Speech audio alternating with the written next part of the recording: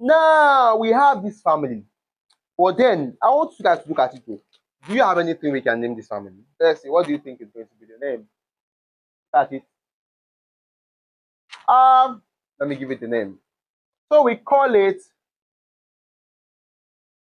the Hook family. Hook family. Now, some of us will be wondering, why is it called the Hook family? You know, when we want to, like, somewhere deep, like example, a well, for example, a well.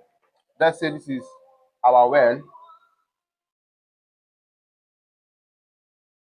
So let's say this is our well.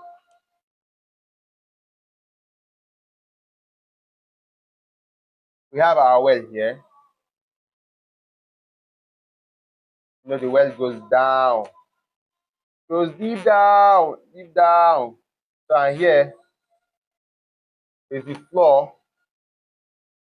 You understand? Just the floor, you know, normal floor. And here we have somebody here coming here, you know, bent, somebody bent like this, you know, wanting to what? To pull the water. So the process of trying to pull the water from the well, this is the rope.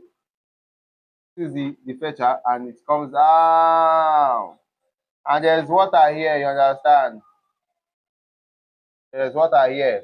So as the person is trying to pull out that water, I know we have the fetcher here. The fetcher here. So now the person has fetched the water, trying to pull it up, and the next thing, let's just say the rope did what? Got like the rope cut. It cuts off. Now this fetcher has now fallen down. Let's say this is the fetcher here. This is the fetcher here on the floor. So now you know we need to what? Pull it out of the water now, and you know you need a hook to pull it out. So that hook, if you know, this is how the hook normally looks like. It comes like this. Comes like this. This is how the hook normally comes, right? If I'm not mistaken. The hook comes like this, right? So now this is the hook here, the sharp one that you use to pick it up. And here you put in the rope that you want to use to what? To pick it. Am I wrong? Am I right? Somebody should tell me if I'm wrong or right. That is why it is called the what? The hook family. We have the hook that we use and what? To pull the water out. So now here is the hook. The hook is like this, right? Has a hook like this. Now there's your rope attached to this place. So the rope is attached to this one here, this place here. So it is now this place, after attaching it to it, you now throw this one inside the water to hook the fetcher and pull it up back so you can attach it back and continue your water fetching. So if we now look at this hook here that we drew now, let's now turn it like this. It comes like this. And does this not look like this?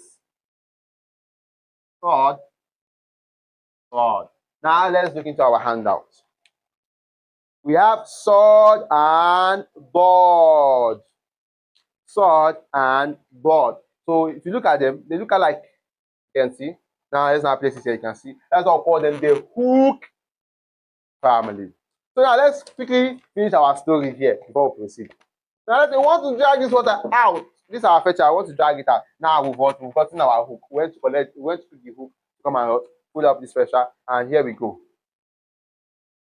We've attached the hook here. The hook now we use it to hook this one here, and here is the head of the hook. So now my drawing, we'll now attach the hook here. And you see the function of sword and board. We've attached the hook here, and here is our rope.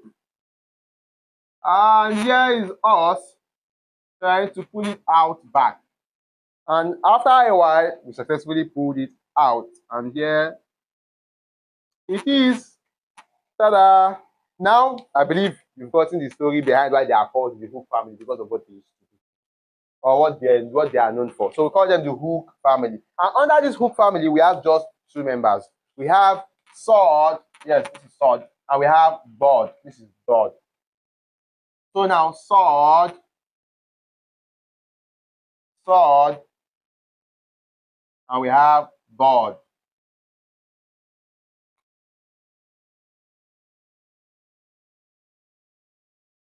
We have board.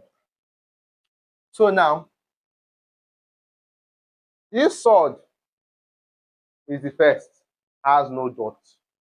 And this one has what? Has a dot above it. For most of the families in the Arabic language, their second born always have a dot on top. Please note this.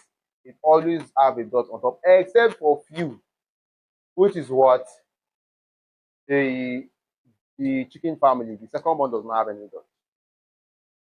So as time goes on, you realize that most of the second born of this alphabet, they used to what? Of these families, they used to have what? Dots above them. So this is sword. It is pronounced as sword. Now, some people make of giving a whistling sound, and that whistling sound is not part of the characteristics of sword. So just sword, not sword. Some say sword, and that is wrong. When it's not as you want to kiss, there is no need for that. Which one is, or you want as if you are whistling to call somebody from afar. That is totally wrong. So this is what is sword. And we have board. For board, when you want to pronounce dot, pay good attention. You see this your tip of your tongue here. You use it to touch. You count from here. 1, 2, 3, like that. 1, 2, 3. In between the third and the fourth, you place your tongue there, like this. Board. Some people say what? That is wrong. You can see I pronounce my tongue is touching. I don't have to do or twist my mouth anyhow. So just board. So that's correct. So that is for the Hook family. And I believe we understood the story of the Hook family. So now, the other family we'll be looking at now is what is the B family, the alphabet B family. The alphabet B family. The alphabet B family. You can see that if we are writing B, alphabet B, we write it like this. But now, if you now look at this B family here,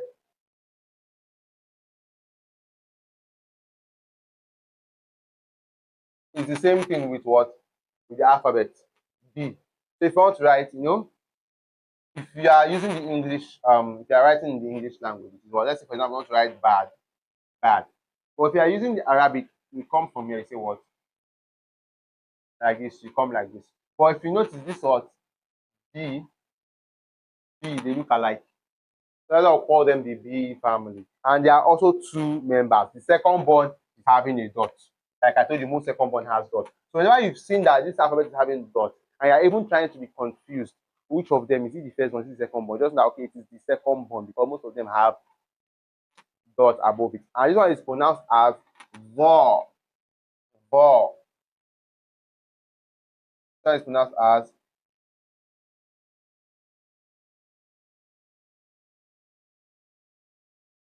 vo, and this one is what? Sorry. Four. This one is pronounced as four. And this one is what? Vo. So this one is four. Like the Yoruba people we have in Nigeria, you understand? You pronounce four, motigo, I've had. Like you don't do. Okay, I don't hear you. You understand? That tor that we pronounce. Like a child tells you in the Yoruba language, I want to use myself. That But it's around your tongue, there's a catch to it. Your tongue touches your upper teeth here behind, just like dal and ta. So it's going to what? Correct. Then for vo, if your tongue touches your upper teeth like dal, the greater than family, it touches your dal and vo. The one here is what? Vo touches your upper teeth. Vo, the tip of your tongue. Now, note, don't mix it for the Moon family, the Zal, the Zayin, the Zayun does not, your tongue does not touch anywhere, oh, please. Don't make it to a Zal. It's different. So for the Moon family, none of them your tongue will touch your upper teeth. So that is basically about the B family. We have four and we have ball. And if you still want to forget the first one of the B family, some I don't know that you know a movie actor, if I'm not mistaken. We have Paul, who is a movie actor. But then I'm not saying I'm recommending movie, but most of you guys are fond of movies. So that is why I said Paul. So you can easily fall back to it. You can easily remember, you understand. So but then I would advise you to, because it affects your memorization capacity. So you can start stopping, you can start trying to stop movies if you still watch movie now. Before you start memorization class, so it does not disturb what you want to memorize. So that is it about the B family. Should we take one more family, or should we stop here for today's class? Some of you are saying no, some of you are saying yes. Let's stop here, Javi. We should not bore ourselves with the family stories and everything. So we'll see in our next class. So thank you for your time and your dedication to this class. Inshallah, the goal is to memorize the Quran and also understand Arabic text and be able to read and speak the Arabic language. By the grace of Allah, inshallah, we will get there. Bi-Idhnillah. So we stop here. See you in the next class and bye. Do have a great day ahead. Bye.